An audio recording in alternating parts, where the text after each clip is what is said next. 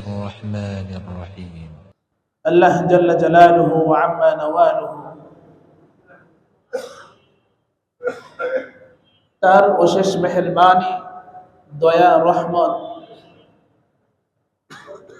যে আমরা পবিত্র দিনে আল্লাহ তাআলার পবিত্র ঘর, দুনিয়ার সবচেয়ে ভালো জায়গা, দুনিয়ার সবচেয়ে প্রিয় জায়গা, দুনিয়ার সবচেয়ে উন্নত জায়গা আল্লাহ তাআলার পবিত্র ঘর, সেই ঘরে আসার তৌফিক দান করেছেন। এই জন্য আমরা অন্তরের অন্তঃস্থল থেকে সকলেই শুকরিয়া আদায় করি, আলহামদুলিল্লাহ। মুহতারাম হাজিরিন, আল্লাহ রাব্বুল আলামিন আমাদেরকে দুনিয়াতে পাঠিয়েছেন, প্রেরণ করেছেন। কি জন্য? এক আয়াতে আল্লাহ তাআলা বলেন যে আমি মানব জাতি এবং জিন জাতিকে সৃষ্টি করেছি একমাত্র আমাকে চিনার জন্য, আমার ইবাদত করার জন্য। তো মানব জাতি আর জিন জাতির জীবনের হায়াতের উদ্দেশ্য হলো আল্লাহ তাআলার ইবাদত। অন্য আয়াতে আল্লাহ তাআলা বলেন কুনতুম খায়রা উম্মাতিন উখরিজাত লিন-নাস। আল্লাহ বলেন কুনতুম খায়রা উম্মাহ, তোমরাই সর্বশ্রেষ্ঠ জাতি। উম্মতে মুহাম্মাদী সাল্লাল্লাহু আলাইহি ওয়াসাল্লামকে সম্বোধন করে আল্লাহ বলেন তোমরা সর্বশ্রেষ্ঠ জাতি। কেন? উখরিজাত লিন-নাস,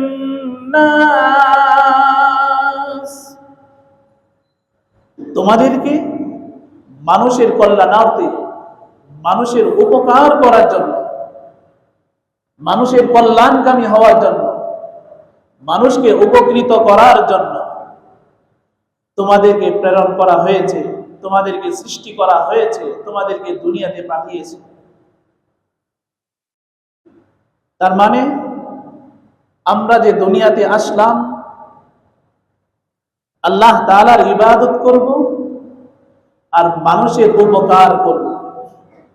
আমার জীবনের উদ্দেশ্য থাকবে আল্লাহ তাআলার ইবাদত করা, আমার জীবনের উদ্দেশ্য থাকবে মানুষকে উপকৃত করা, মানুষের উপকার করা। সেই মন মানসিকতা আমার ভিতরে থাকতে হবে। আমি যদি মানুষকে উপকার করি, আমি যদি মানুষকে কল্যাণকামী হই, তাহলেই আল্লাহ তাআলার যে আয়াত তোমরা সর্বশ্রেষ্ঠ জাতি, এই আয়াতের অন্তর্ভুক্ত আমরা হতে পারব। আর যদি আমার দ্বারা আমি যদি মানুষের কল্যাণকামী না হই, আমি যদি মানুষের উপকার না করি, বরং সব সময় লেগে থাকি কোন দিক দিয়ে, কিভাবে, কোন সময়ে, কোন জায়গায় মানুষকে ক্ষতি করতে পারবো, মানুষকে কষ্ট দিতে পারবো, এই চিন্তায় যদি থাকি, এই মন মানসিকতায় যদি থাকি, তাহলে আল্লাহ তাআলার ইবাদতও হবে না। আল্লাহ তাআলা যে এই আয়াতে বলেছেন তোমরা সর্বশ্রেষ্ঠ জাতি, এই আয়াতের অন্তর্ভুক্ত আমি হতে পারবো না। তার মানে আমাদের জীবনের উদ্দেশ্য আল্লাহ তাআলার ইবাদত করতে হবে, তার সাথে আর কাউকে শরীক করা যাবে না। আল্লাহ তাআলার সাথে কাউকে অংশীদার সাব্যস্ত করা যাবে না। এক আল্লাহর ইবাদত করতে হবে। অনুরূপভাবে মানুষের উপকার করতে হবে। কেন? আমি যদি এই আয়াতের অন্তর্ভুক্ত হতে চাই, আমাকে অবশ্যই অবশ্যই মানুষের উপকার করতে হবে, মানুষের ক্ষতি করা যাবে না। আর যদি মানুষের ক্ষতি করি, তাহলে এই আয়াতের অন্তর্ভুক্ত আমি হতে পারলাম না। এখন আমাদেরকে জানতে হবে আমরা মানুষের উপকার এবং আল্লাহ তাআলার ইবাদত কিভাবে করব, আল্লাহ তাআলার ইবাদত কিভাবে করব, মানুষের উপকার কিভাবে করব। তো আল্লাহ তাআলা নবীজি সাল্লাল্লাহু আলাইহি ওয়াসাল্লামকে মডেল বানিয়ে, আদর্শ বানিয়ে আল্লাহ তাআলা বলেন আমাদের ইবাদত কিভাবে করতে হবে তোমরা ফলো করবে, তোমরা অনুসরণ করবে হযরত মুহাম্মদ সাল্লাল্লাহু আলাইহি ওয়াসাল্লামকে।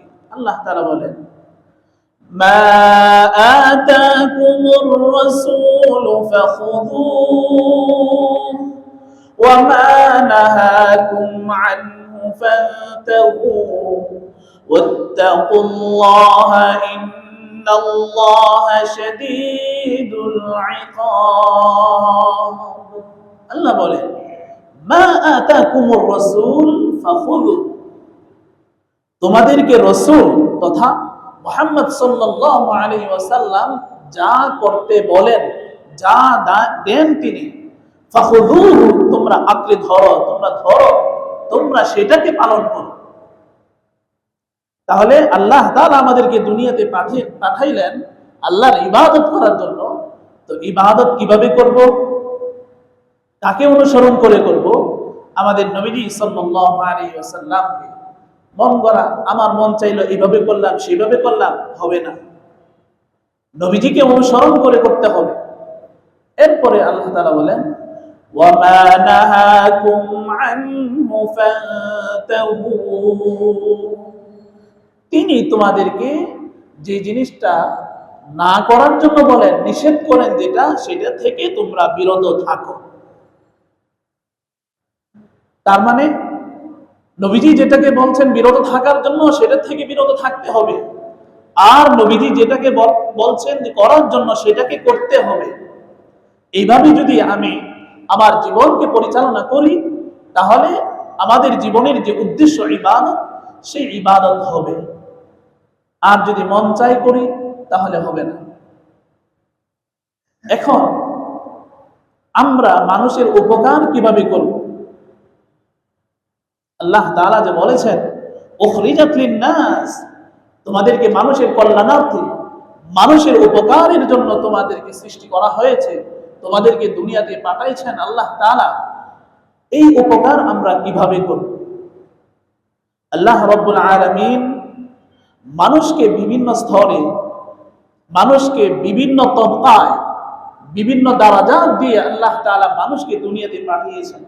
আল্লাহ বলেন নাহনু কাসামনা বাইনাহুম মাঈশাতাহুম ফিল হায়াতিদ দুনিয়া ওয়া রাফা'না বা'দাহুম ফাওকা বা'দিন দারাজাত লিয়াত্তাখিযা বা'দুহুম বা'দান সুখরিয়া। আল্লাহ বলেন নাহনু কাসামনা বাইনাহুম, আমি মানুষের জীবিকাকে বন্টন করেছি ফিল হায়াতিদ দুনিয়া, দুনিয়ার জিন্দেগিতে। কিভাবে? ওয়া রাফা'না বা'দাহুম ফাওকা বা'দ, আল্লাহ তাআলা কাউকে কারোর উপর উন্নতি করেছেন, কাউকে উঁচু বানিয়েছেন স্তরের দিক দিয়ে, দারাজাতের দিক দিয়ে, তবকার দিক দিয়ে, আর কাউকে নিচু বানিয়েছেন, তার সম্মান, তার যে স্তর ক্যাটাগরি সেটা একটু নিচু। আল্লাহ তাআলা বলেন এটা আমি কেন করলাম? সবাইকে উঁচু কেন বানাইলাম না? সবাইকে নিচু কেন করলাম না? এটার উত্তর আল্লাহ তাআলা দিয়ে দিয়েছেন লিয়াত্তাখিযা বা'দুহুম বা'দান সুখরিয়া, যেন তাদের কেউ অন্যের মাধ্যমে, অন্যের দ্বারা নিজের সেবকের কাজ, নিজের খেদমত নিতে পারে, গ্রহণ করতে পারে। হ্যাঁ, সেবক হিসাবে তার চেয়ে যে নিচু যে আছে তাকে গ্রহণ করতে পারে। এইটার জন্য আমি সবাইকে উঁচু বানাই নাই, আবার সবাইকে নিচুও বানাই নাই, স্তর দিয়েছি। তো আল্লাহ তাআলা যাকে যে স্তর দিয়েছেন ওই স্তরে থেকেই মানুষের উপকার করতে হবে। কাউকে আল্লাহ তাআলা সম্পদশালী বানিয়েছেন, সম্পদ দিয়েছেন, তো আমাকে যে আল্লাহ তাআলা সম্পদ দিলেন, এই সম্পদ দিয়ে মানুষের উপকার করতে হবে। কাউকে আল্লাহ তাআলা শারীরিক শক্তি দান করেছেন, তাহলে আমাকে শারীরিক ভাবে শরীর দিয়ে, বডি দিয়ে অন্য লোকের উপকার করতে হবে। কাউকে আল্লাহ তাআলা মেধা দিয়েছেন, কাউকে আল্লাহ তাআলা বুদ্ধি দিয়েছেন, তো মেধা দিয়ে, বুদ্ধি দিয়ে অন্য লোকের, অন্য মানুষের উপকার করতে হবে। তাহলে ওই যে উপকার যে করব, উপকারের স্তরও একরকম না, ভিন্ন। কাউকে সম্পদ দিয়েছেন, তাহলে আমি সম্পদ দিয়ে মানুষের উপকার করব। কাউকে মেধা দিয়েছেন, আমি মেধা দিয়ে উপকার করব। কাউকে শারীরিক শক্তি দিয়েছেন, শক্তি দিয়ে আরেকজনের উপকার করব। এইভাবে যদি আমরা একে অপরের উপকার করি, তাহলে সমাজে বিশৃঙ্খলা সৃষ্টি হবে না।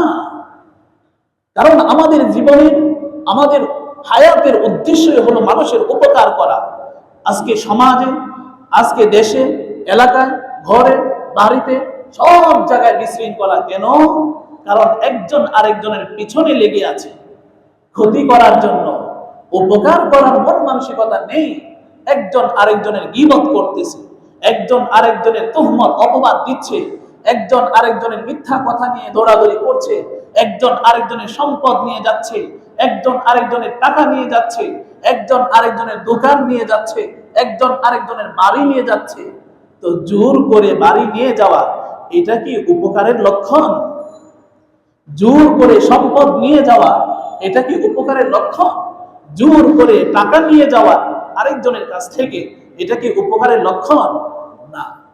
এই যে সমাজে বিশৃঙ্খলা, সমাজে যে দিন দিন ডাউন নিচের দিকে যাচ্ছে, কেন? মানুষের উপকার করার মন মানসিকতা আমার থেকে চলে গেছে। আমি কিভাবে আরেকজনের কাছ থেকে নিতে পারবো, আত্মসাৎ করতে পারবো, তাকে কিভাবে নিচে নামিয়ে রাখতে পারবো, সেই মন মানসিকতা আমার ভিতরে। এখানে কাজ করে আরেকটা জিনিস, সেটা হলো হিংসা। সে আমার থেকে সম্পদের দিক দিয়ে অনেক উপরে চলে গেছে, না, তাকে উপরে উঠতে দেওয়া যাবে না। তার 10 তলা বাড়ি, না, আমার 12 তলা 20 তলা হতে হবে। হিংসা, এই হিংসা, এটা মানুষকে ধ্বংস করে দেয়। আল হাসাদ তাকুলুল হাসানাত, আল হাসাদ ইয়াকুলুল হাসানাত কামা তাকুলুন নারুল হাতাব। নবীজি সাল্লাল্লাহু আলাইহি ওয়াসাল্লাম বলেন, আগুন লাকড়িকে যেভাবে খেয়ে ফেলে, আগুনে যদি লাকড়ি দেওয়া হয়, আগুন পুড়ে ফেলে না লাকড়িকে? তো একসময় লাকড়ি শেষ হয়ে যায়, ছাই হয়ে যায়। ঠিক তদ্রুপ ভাবে যদি হিংসা থাকে আমার ভিতরে, বিদ্বেষ থাকে আমার ভিতরে, আমি যতই ইবাদত বন্দেগী করি না কেন, যতই নেক আমল করি না কেন, আগুন যেভাবে লাকড়িকে খেয়ে ফেলে, ঠিক তদ্রুপ ভাবে হিংসা আমাদের নেক আমল, আমাদের আমালে সালেহা, এইগুলাকে খেয়ে ফেলবে। লাস্টে দেখা যাবে অনেক বছর ইবাদত করলাম, কিন্তু ইবাদত করার পিছনে লাস্টে ফলাফল দাঁড়াবে জিরো। কেন? আমার ভিতরে হিংসা। এই জন্য নবীজি সাল্লাল্লাহু আলাইহি ওয়াসাল্লাম বলেন, আল্লাহ তাআলা যে বলেছেন মানুষ তোমাদেরকে সৃষ্টি করা হয়েছে অন্য আরেকজন মানুষের উপকার করার জন্য, এটাকে নবীজি আরো সুন্দর ভাবে, কোরআন তো হলো শিরোনাম, কোরআন তো হলো মূল পয়েন্ট, এটাকে ব্যাখ্যা করেছেন নবীজি সাল্লাল্লাহু আলাইহি ওয়াসাল্লাম। কোরআন মোটা কথাগুলো নিয়ে আসছে, আর এটাকে ব্যাখ্যা বিশ্লেষণ করে ভালোভাবে, খোলাখুলি ভাবে নবীজি সাল্লাল্লাহু আলাইহি ওয়াসাল্লাম হাদিসের মাধ্যমে বুঝিয়ে দিয়েছেন। নবীজি সাল্লাল্লাহু আলাইহি ওয়াসাল্লাম বলেন, মান নাফাসা কুরবাতান আনিল মুমিন। নবীজি সাল্লাল্লাহু আলাইহি ওয়াসাল্লাম বলেন, কোন ব্যক্তি যদি অন্য কোন মুমিনের কোন বিপদকে দূর করে দেয়, দুনিয়াতে কোন মুমিন, কোন মানুষ একটা বিপদে পড়লো, এখন তো আমাদের মন মানসিকতা হয়, সে বিপদে পড়েছে, আরো করো, সে বিপদে পড়েছে, আরো করো, তার জিনিসপত্র চুরি হয়ে গেছে, তো এখানে গেল দেখার জন্য, সেও একটা সুযোগ নিল, তার ঘরে আগুন লাগলো, কিভাবে আগুনটাকে নিভাবে সেটার ফিকির না করে, এই দিক দিয়ে মালিক তো পেরেশান, সে কান্দা কান্দা ভাব, আমার বাড়িঘর পুড়ে গেল, ওই দিক দিয়ে যেগুলো দেখার জন্য সুযোগ পেয়ে একটা জিনিস নিয়ে আসলো, এটা হলো? এটা তো হলো না। তো নবীজি সাল্লাল্লাহু আলাইহি ওয়াসাল্লাম বলেন, কোন মুমিন যদি আরেকজন মুমিনের একটা বিপদকে দূর করলো, নবীজি সাল্লাল্লাহু আলাইহি ওয়াসাল্লাম বলেন, নাফাসাল্লাহু কুরবাতাহু ইয়াউমাল কিয়ামah। নবীজি সাল্লাল্লাহু আলাইহি ওয়াসাল্লাম বলেন, আল্লাহ তাআলা যে ব্যক্তি দুনিয়াতে আরেকজনের বিপদকে দূর করলো, কিয়ামতের দিন, যেদিন আর কোনো ব্যক্তি থাকবে না বিপদকে দূর করা, কোনো ব্যক্তি থাকবে না কাউকে উদ্ধার করা, সেই দিন আল্লাহ তাআলা ওই ব্যক্তিকে কিয়ামতের যে বিপদ, কিয়ামতের যে মুসিবত, সেই মুসিবত থেকে আল্লাহ তাআলা উদ্ধার করবেন। সুবহানাল্লাহ। এখন যদি আমার মন মানসিকতা থাকে, না মানুষকে উদ্ধার করবো না, সে কিভাবে আরো সমস্যায় পড়তে পারে, সে কিভাবে আরো কষ্টে থাকতে পারে, তাহলে আজকে আমি এখানে অস্থায়ী ক্ষণস্থায়ী দুনিয়াতে একটু শান্তিতে থাকার জন্য যদি আরেকজনকে ঠকায়, আরেকজনের পিছনে লেগে থাকি, তাহলে ওই দিন হাসরের মাঠে লক্ষ লক্ষ না, কোটি কোটি না, সংখ্যাই ধরা যাবে না, এত এত মানুষের সামনে আল্লাহ তাআলা আমার বিপদ, আমার যে মুসিবত, সেই মুসিবত থেকে উদ্ধার করবেন না। কেন? আল্লাহ তাআলা তখন বলবেন, আমার বান্দা তো বিপদে পড়েছিল, তোমার শক্তি ছিল, তোমার সামর্থ্য ছিল, তোমার মেধা ছিল, তোমার সম্পদ ছিল, তোমার যেই যোগ্যতাই ছিল না কেন, সেই যোগ্যতা দিয়ে তুমি ওই আমার বান্দার বিপদকে উদ্ধার করতে, বিপদ থেকে তাকে দূর করতে, তার বিপদটা সরিয়ে দিতে, আজকে আমি তোমাকে বিপদ থেকে কি করতাম? উদ্ধার করতাম। এরপরে নবীজি সাল্লাল্লাহু আলাইহি ওয়াসাল্লাম লাস্টে গিয়ে বলেন, আল্লাহু ফি আউনিল আবদ মা কানা আল আবদু ফি আউনি আখিহি।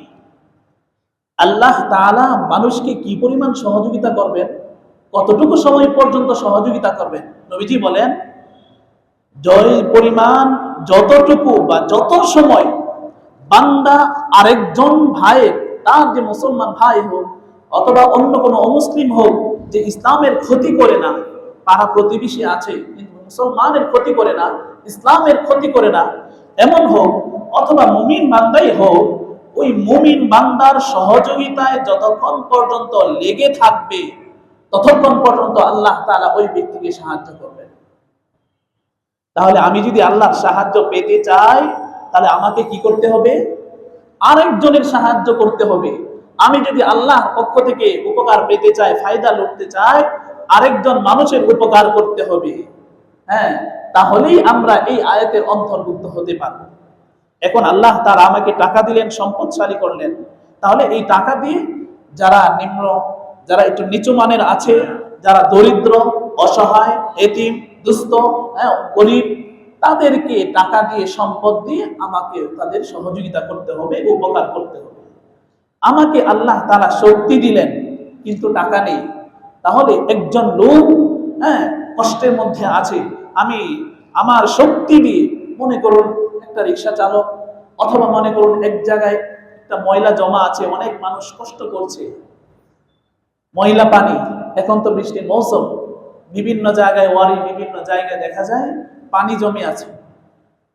তো সবার তো আর শারীরিক শক্তি নেই, শারীরিক শক্তি না থাকলেও তার মনের ভিতরে একটা অনুভূতি, আহা, আজকে যদি আমার শক্তি থাকতো, আমি নিজেই পানিটা এটা কি করে দিতাম, দূর করে দিতাম, তাহলে মুসলমান ভাই, অন্যান্য ভাইরাও চলাফেরা করতে পারতো, মসজিদে এসে নামাজ পড়তে পারতো, ইবাদত করতে পারতো, কত সুন্দর নিয়ম। কিন্তু আরেকজনের শক্তি আছে, কিন্তু সে বলে যে আমি কেন করব, আমি করলে এই টাকা কে দিবে আমাকে, কেউ টাকা দিবে আমাকে? সব ক্ষেত্রে টাকা, সব ক্ষেত্রে উজরত, পাওনা, প্রতিদান। এই যে পানিটা যদি আমি সরায় দিতাম, পানিটা যদি আমি দূর করে দিতাম, এই যে নবীজি সাল্লাল্লাহু আলাইহি ওয়াসাল্লামের আয়াত, আল্লাহু ফি আউনিল আবদি মা কানা ফি আউনি আখিহি, আল্লাহ তাআলা ওই বান্দার সাহায্য ততটুকু করবেন যতটুকু ওই বান্দার মন মানসিকতা আরেকজনের প্রতি থাকবে, যে আমি আরেকজনের সাহায্য করব। এই যে আমি যদি সাহায্য করতাম, কতগুলো মানুষ এসে মসজিদে এসে নামাজ পড়তো, জামাতের সহিত নামাজ পড়তো, আজকে দেখা যায় এখানেও পানি জমে থাকে, ওই দিক দিয়েও পানি জমে থাকে, মুসলমান ভাইয়েরা মসজিদে আসতে পারে না। এখন যারা যুবক আছে, যারা শারীরিকভাবে শক্তি আছে আমাদের শরীরে, আমরা যদি একটু উদ্যোগ নিই, আর যারা অর্থ, যাদেরকে আল্লাহ তাআলা সম্পদের যোগ্যতা দিয়েছেন, তারাও যদি একটু বলি যে তোমাদের শরীরে শক্তি আছে তোমরা করো, হ্যাঁ আমাদের শরীরে তো শক্তি নাই, আমরা তোমাদেরকে কিছু বিনিময় দিয়ে দিব, বাকি বিনিময় তো তোমরা আল্লাহ তাআলার কাছ থেকে নিয়ে নিবে। তাহলে আরেকজন আয়েশা বলতো, হ্যাঁ পানিটা তুমি এভাবে করো, এভাবে সরাও, আমার তো শারীরিক শক্তিও নেই, আমার তো সম্পদ নেই, কিন্তু বুদ্ধি আছে, আমি তোমাকে বুদ্ধি দিয়ে দিলাম, তুমি পানিটা এদিক দিয়ে সরাও, তাহলে সুন্দরভাবে পানিটা চলে যাবে। এই যে কতগুলো যোগ্যতা, যার সম্পদের যোগ্যতা ছিল সে সম্পদের যোগ্যতা লাগিয়েছে, যার শারীরিক যোগ্যতা ছিল সে শারীরিক যোগ্যতা লাগিয়েছে, যার বুদ্ধির যোগ্যতা ছিল, মেধার যোগ্যতা ছিল, সে তার যোগ্যতাকে কাজে লাগিয়েছে। এইটা হলো আল্লাহ রাসূল সাল্লাল্লাহু আলাইহি ওয়াসাল্লামের ভাষায় আদ-দীন ওয়া আন-নাসীহা। দ্বীন কাকে বলে নবীজি একেবারে দুই শব্দে বলে দিয়েছেন, আদ-দীন আন-নাসীহা। ধর্ম হলো কল্যাণকামী, খায়ের কাহ, অন্যের কল্যাণকামী হওয়া, অন্যকে কিভাবে উপকার করা যায়। এই যে আমি যদি এভাবে পানিটা সরিয়ে দিতাম, যারা সম্পদশালী ছিল তারা যদি এখানে লেগে যেত সম্পদের মাধ্যমে, যাদের বুদ্ধি ছিল বুদ্ধি দিয়ে লেগে যেত, যাদের মেধা ছিল তারা মেধা দিয়ে লেগে যেত, হ্যাঁ যাদের ইলম ছিল, জ্ঞান ছিল, তারা বলতো যে এই পানিটা সরাইলে এই উপকার হবে, এই পানিটা সরাইলে এই লাভ হবে, এতগুলো মানুষ মসজিদে গিয়ে নামাজ পড়বে, এতগুলো মানুষ রাস্তা দিয়ে চলাচল করবে, এতগুলো মানুষ রাস্তা দিয়ে চলাচল করে মসজিদে এসে হ্যাঁ নামাজ পড়বে, জিকির করবে, তেলাওয়াত করবে, কোরআন শিখবে, কোরআন পড়বে, প্রত্যেকটা নাকাতের যে সওয়াব, প্রত্যেকটা অক্ষরের যে সওয়াব, প্রত্যেকটা সময়ের যে সওয়াব, তুমি সেই সওয়াব পেয়ে যেতে। তাহলে এই যে মানুষের উপকার করা, উপকারের বিভিন্ন স্তর, আমার শক্তি ছিল শক্তি দিয়ে করলাম, আমার মেধা ছিল মেধা দিয়ে করলাম, আমার জ্ঞান ছিল জ্ঞান দিয়ে করলাম, আমার ইলম ছিল ইলম দিয়ে করলাম, আমার সম্পদ ছিল সম্পদ দিয়ে করলাম। এইভাবে যদি আমি করি, তাহলে আল্লাহ তাআলার যে আয়াত, কুনতুম খায়রা উম্মাতিন উখরিজাত লিন-নাস, তোমাদেরকে সর্বশ্রেষ্ঠ জাতি হিসাবে আখ্যায়িত করা হলো কেন? উখরিজাত লিন-নাস, মানুষের উপকার হবে। তাহলে এই উপকারের একটা সওয়াব আমি পেয়ে যেতাম, যে সওয়াবের জন্য হ্যাঁ পরকালে দৌড়াদৌড়ি করতে হবে, হ্যাঁ একটা নেকির জন্য, একটু সওয়াবের জন্য, একটু পুণ্যের জন্য দৌড়াদৌড়ি করতে হবে। এই যে দুনিয়াতে ক্ষণস্থায়ী দুনিয়া, যেটাকে আল্লাহ রাসূল সাল্লাল্লাহু আলাইহি ওয়াসাল্লাম বলেছেন দুনিয়া মাজরাতুল আখিরা, আখিরাতের ফসলের জায়গা হলো এটা, এখানে কাজ করতে হবে, আর ফসল উপভোগ ফল খাবো কোথায়? জান্নাতে। এই মন মানসিকতা নেই। এরপরে ইল্লা মাশাআল্লাহ অনেকের আছে, তো যাদের ভিতরে আছে যে মানুষের উপকার করা, যাদের ভিতরে আছে মানুষের কল্যাণ করা, মানুষের কল্যাণকামী হওয়া, এই শ্রেণীর ভিতরেও কিছু ঝামেলা হয়ে যায় অনেক সময়। অনেক সময় দেখা যায় আমার সম্পদ আছে, আমি সম্পদ দিয়ে মানুষের উপকার করলাম, কিন্তু দেখা যাচ্ছে পরবর্তীতে ওই মানুষের খোঁটা দিয়ে দিই, কি তুমি ওই সমস্যায় পড়েছিলে না, আমি তো তোমাকে সম্পদ দিয়ে ওই সমস্যা থেকে উঠিয়েছি। অনেক সময় দেখা যায় যার শারীরিক শক্তি ছিল, শক্তি দিয়ে তাকে ওই কাজে আমি সহযোগিতা করলাম, অনেক সময় দেখা যায় এই কথা বলে ফেলে, আমি তো তোমাকে উদ্ধার করেছি হাত দিয়ে শক্তি দিয়ে, তোমাকে তো অন্যরা মারতে ছিল, আমি তো ওখানে হ্যাঁ ডালের মতো কাজ করেছি, তোমাকে মারতে পারে নাই।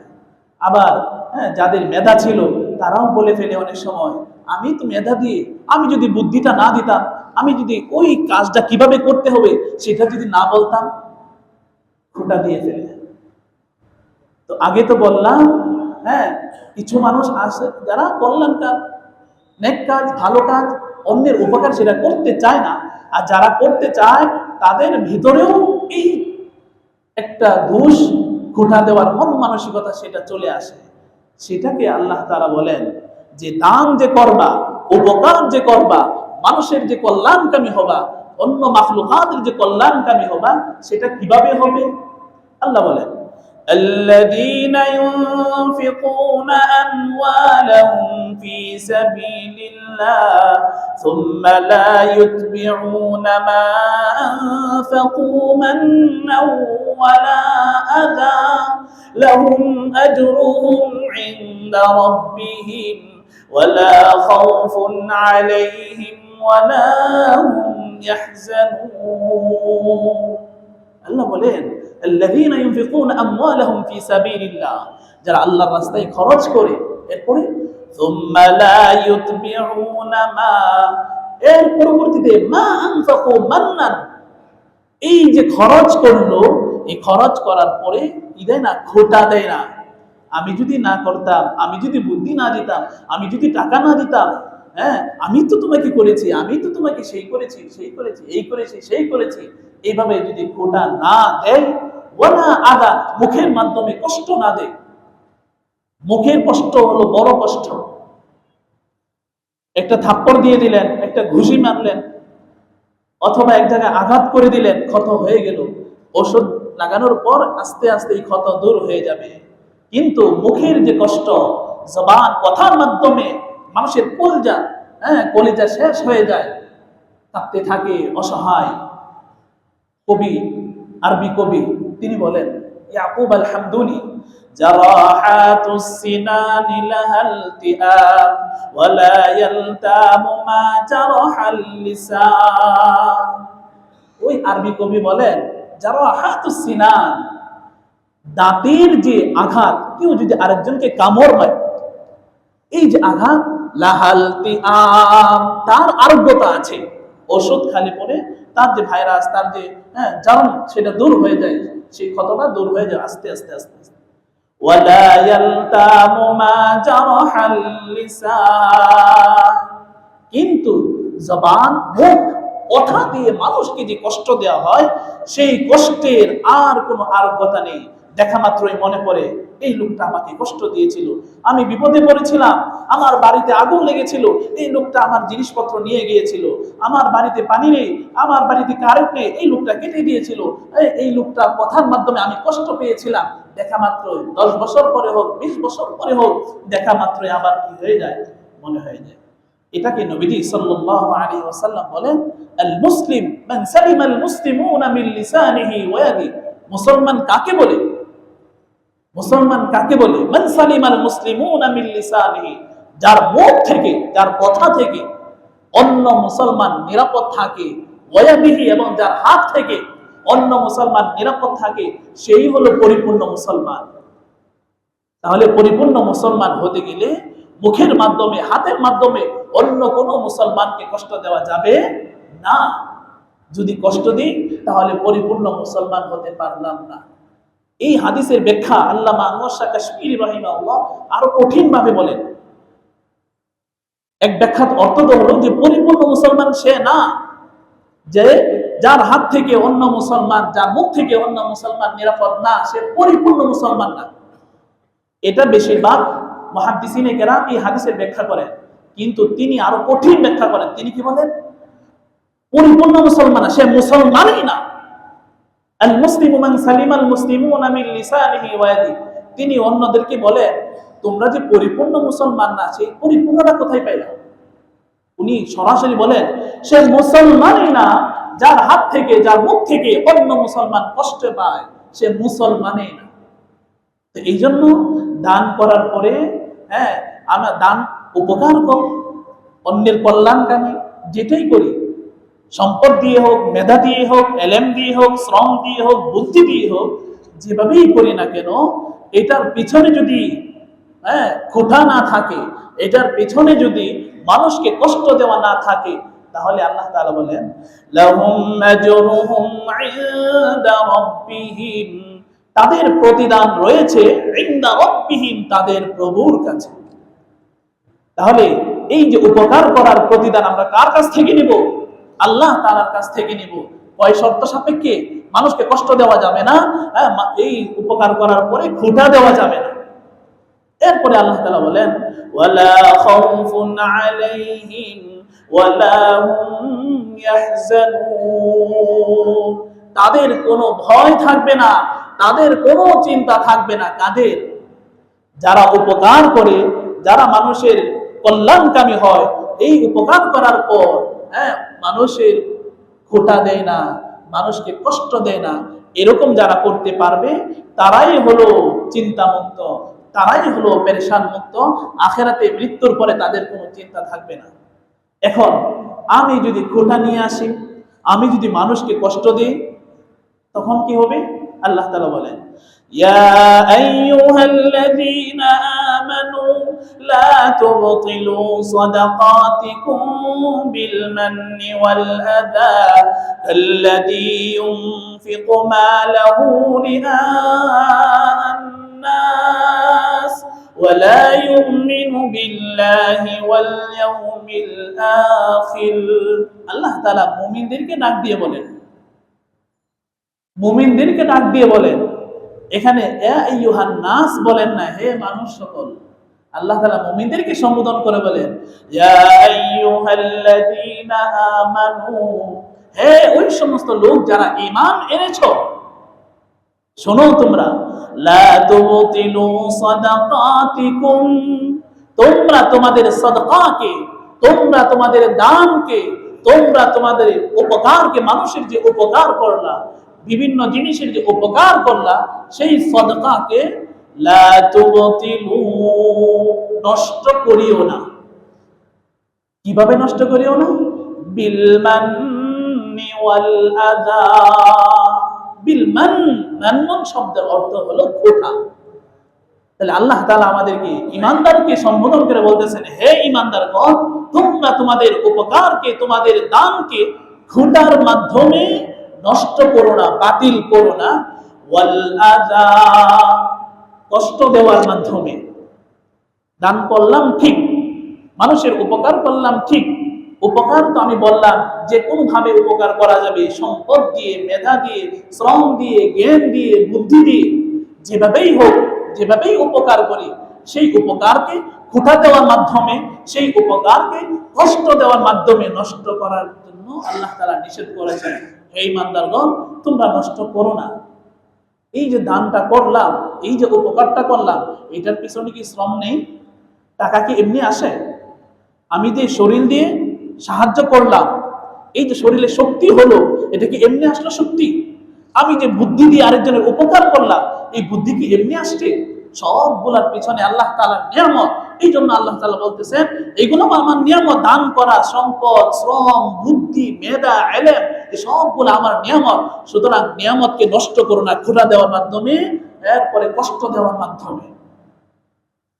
এখন যদি আমি খোটা দেই, যদি আমি কষ্ট দেই মানুষকে দান করার পর, উপকার করার পর, এটাও একটা উদাহরণ, একটা উপমা আল্লাহ তাআলা কোরআনের ভিতরে দিয়েছেন, যে দান করার পরে যদি, উপকার করার পর যদি, মানুষের কল্যাণকামী হওয়ার পর যদি আমি খোটা দেই, আমি মানুষকে কষ্ট দেই, তার উপমাটা কেমন, তার উদাহরণটা কেমন? আল্লাহ তাআলা বলেন, ফামাসালুহু, তার দৃষ্টান্ত, কামাসালি সফওয়ান, মসৃণ একটা পাথরের মতো।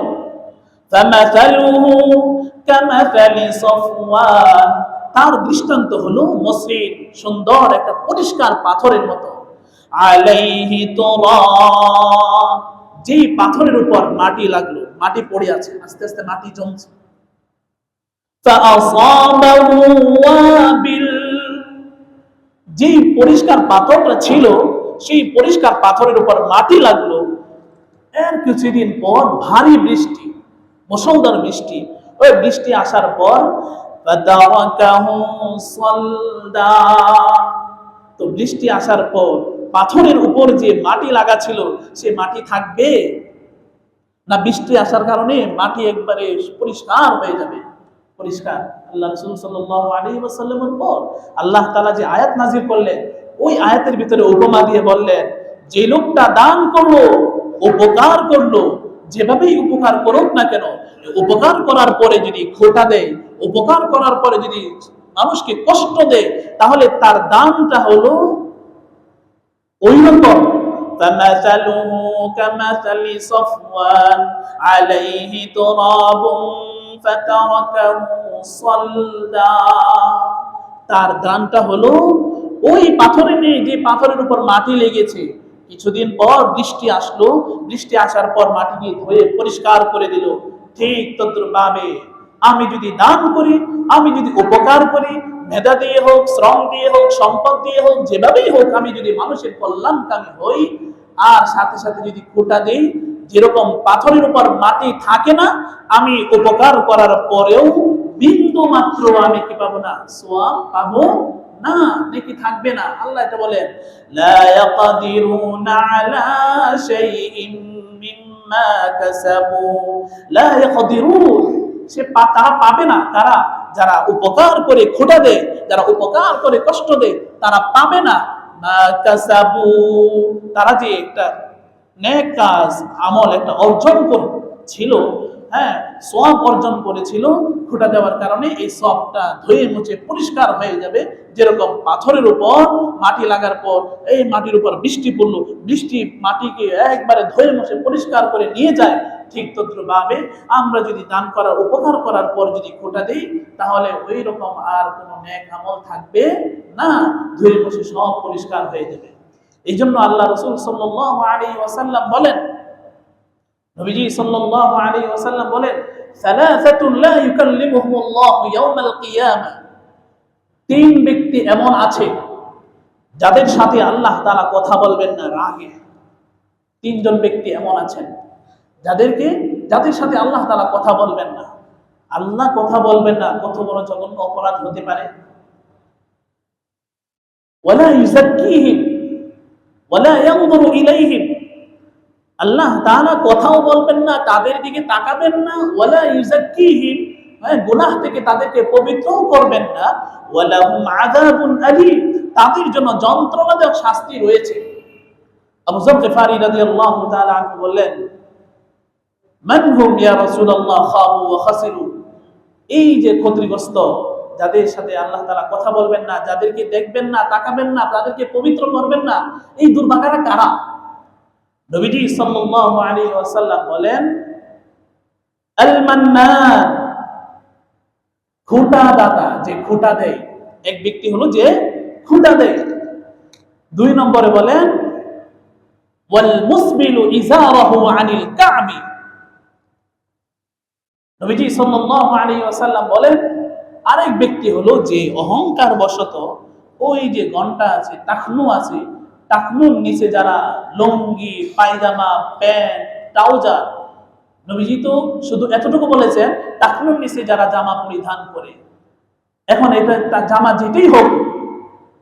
যেটাই হোক টাকনুর নিচে হওয়া যাবে না।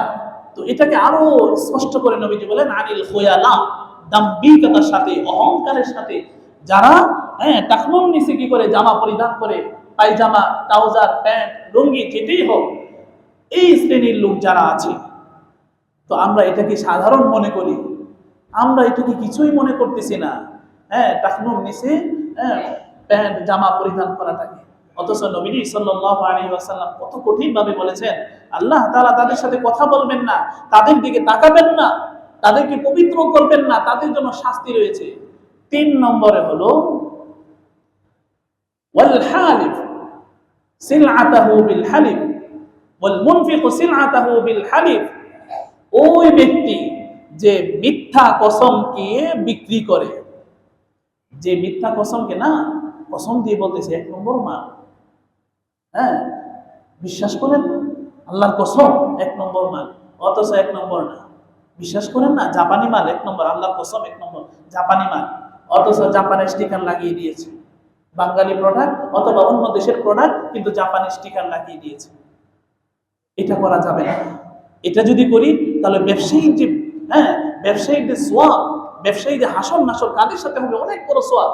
নবী সাল্লাল্লাহু আলাইহি ওয়াসাল্লাম বলেন, আত-তাজিরু সাদুকুল আমিন মা'আন নাবিয়্যিন ওয়াস-সিদ্দীকিন ওয়াশ-শুহাদা ওয়াস-সালিহিন, বিশ্বস্ত আমানতদার সত্যবাদী ব্যবসায়ী। আত-তাজির ব্যবসায়ী, আস-সাদুক যে সত্যবাদী, আল-আমিন যে বিশ্বস্ত আমানতদার, তার হাসন নাসর হবে মা'আন নাবিয়্যিন নবীদের সাথে, ওয়াস-সিদ্দীকিন সিদ্দীকিনদের সাথে, ওয়াশ-শুহাদা শহীদদের সাথে, ওয়াস-সালিহিন নেককারদের সাথে। কত বড় সওয়াব! এখন এই সওয়াব থেকে যদি আমি নিজেই নষ্ট করি, তাহলে তো আমি নিজেই কপাল পোড়া। এটাকে আমাদেরকে ধরে রাখতে হবে, সততা ঠিক রাখতে হবে। কম বিক্রি করব, মিথ্যা বলে আমি বেশি বিক্রি করার দরকার নেই, আমি কম বিক্রি করব। কমের ভিতরে আল্লাহ তাআলা বরকত দিবেন। বরকত কাকে বলে? আমরা তো এখন বাহ্যিকটা দেখি, এখানে 1 লাখ টাকা বিক্রি হয় আর ওইটা হলো 1,50,000, 1.5 লাখ। যদি ওই মিথ্যাটা না বলি তাহলে 50 কমে যাবে, 50 কি কমে যাবে, এইটা আমরা দেখি, বাহ্যিকটা দেখি। কিন্তু নবীজি সাল্লাল্লাহু আলাইহি ওয়াসাল্লাম যে বলেছেন সততার মধ্যে বরকত, বিশ্বস্ততার মধ্যে বরকত। আপনি 1.5 লাখ টাকা দিয়ে যে কাজটা করতেন, আল্লাহ তাআলা আপনাকে 1 লাখ টাকার ভিতরে সেই কাজটা করে দিবেন। এটার নাম হলো বরকত। বরকত কাকে বলে? আয়োজন কম, ফলাফল অধিক। টাকা কম, কিন্তু কম টাকা দিয়ে আল্লাহ তাআলা সুন্দরভাবে চালিয়ে নেবেন। শান্তির জিন্দেগি, নিরাপত্তার জিন্দেগি, কোনো পেরেশানি থাকবে না, কোনো জটিলতা থাকবে না, জটিল কোনো রোগ দিবেন না। কিন্তু আমি যদি নিজের ভিতরে ঝামেলা নিয়ে আসি, আমি যদি নিজের ভিতরে মুশকিল ডেকে নিয়ে আসি, তাহলে আমি তো নিজেই অপরাধী। এই জন্য নবীজি সাল্লাল্লাহু আলাইহি ওয়াসাল্লাম বলেন, দান করার পর, উপকার করার পর খোটা দেওয়া যাবে না। যদি খোটা দেই, আল্লাহ তাআলা রাগ করবেন, কথা বলবেন না, পবিত্র করবেন না, জাহান্নামের শাস্তি। এরকম ভাবে তাহনুর নিচে যে প্যান্ট, পায়জামা, জামা, লুঙ্গি যেটাই হোক সেটা পরা যাবে, খেয়াল করে পড়তে হবে, খেয়াল করে পড়তে হবে। এটা খুব জটিল বিষয়। যদি আমরা এটাকে শিথিল মনে করতেছি, হালকা মনে করতেছি, কিন্তু খুব জটিল বিষয়। মা আসফালা মিনাল কা'বাইনি মিনাল ইজারি ফাফিন নার।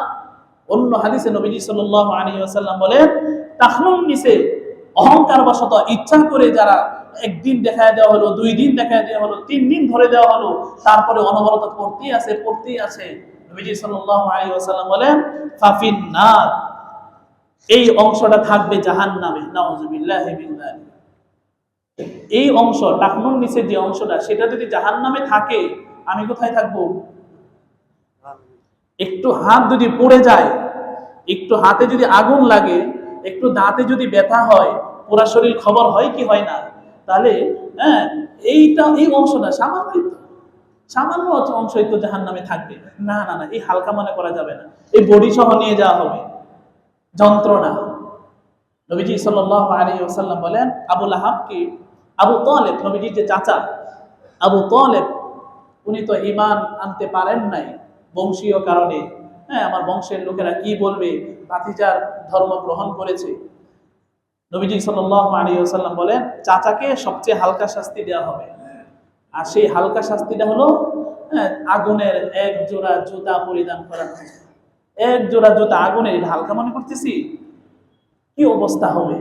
এই জন্য আমরা যারা পুরুষ আছি, আমরা খুব খেয়াল রাখতে হবে। টাকনুর উপরে জামা পরিধান করতে হবে, পায়জামা, প্যান্ট, লুঙ্গি। এখন তো অবস্থা এরকম, প্যান্ট গুলো এরকম বানায়, ওটু আপনার টাকনুর নিচে চলে যাবে। তাহলে তারা বানাক, ঠিক আছে, কিন্তু আমি দর্জি দিয়ে নতুন করে কেটে নেব। যদিও দেখা যায় একটু বিশ্রী দেখা যায়, যদিও একটু খারাপ লাগলে লাগো, কিন্তু আমি তো জাহান্নাম থেকে বাঁচতে পারবো। দুনিয়ার অল্প সময় মানুষ আমাকে নিয়ে করবে, কি প্যান্ট পরলো, কাটা দেখা যায়, না এটা বলো, সমস্যা নাই, কিন্তু আমাকে জাহান্নাম থেকে তো বাঁচতে হবে, আমাকে তো আল্লাহ তাআলার সাথে কথা বলতে হবে। আল্লাহ রাসূল সাল্লাল্লাহু আলাইহি ওয়াসাল্লাম যে বলেন, ওই হাসরের মাঠে সবচেয়ে বড় জান্নাতীদেরকে যে আল্লাহ তাআলা পুরস্কার দিবেন, সবচেয়ে বড় পুরস্কার হলো দিদারে ইলাহি, আল্লাহ তাআলার সাথে সাক্ষাৎ। সেই সাক্ষাৎ কি আমরা চাই কি চাই না? সবাই চায়। তাহলে সবাই যদি চায়, তাহলে আল্লাহ তাআলা যে বলেছেন, নবীজি সাল্লাল্লাহু আলাইহি ওয়াসাল্লাম যে বলেছেন, যেগুলা করার জন্য বলেছেন সেগুলা করতে হবে, যেগুলা না করার জন্য বলেছেন সেগুলা না করতে হবে। আল্লাহ তাআলা যে আলোচনা করলাম, সর্বপ্রথম আমাকে এবং আপনাদের সকলকে আমল করার তৌফিক দান করুন, আমিন। ওয়া আখিরু দাওয়ানা আলহামদুলিল্লাহি রাব্বিল আলামিন।